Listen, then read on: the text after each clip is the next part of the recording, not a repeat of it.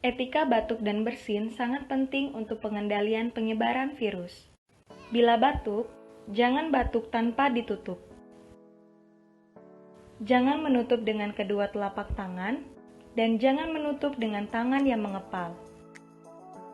Etika batuk yang benar, tutup mulut dan hidung dengan tisu, tutup dengan lengan baju, dan gunakan masker untuk batuk yang berkala. Saat bersin, jangan bersin tanpa ditutup. Jangan bersin menghadap orang lain, dan jangan menutup dengan kedua telapak tangan. Saat ingin bersin, tutuplah mulut dan hidung dengan tisu.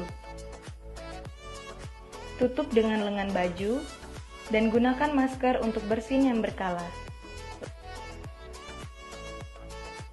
Lalu, lipat tisu yang telah digunakan dan buang ke tempat sampah. Dan jangan lupa mencuci tangan 6 langkah dengan sabun setelah batuk atau bersin.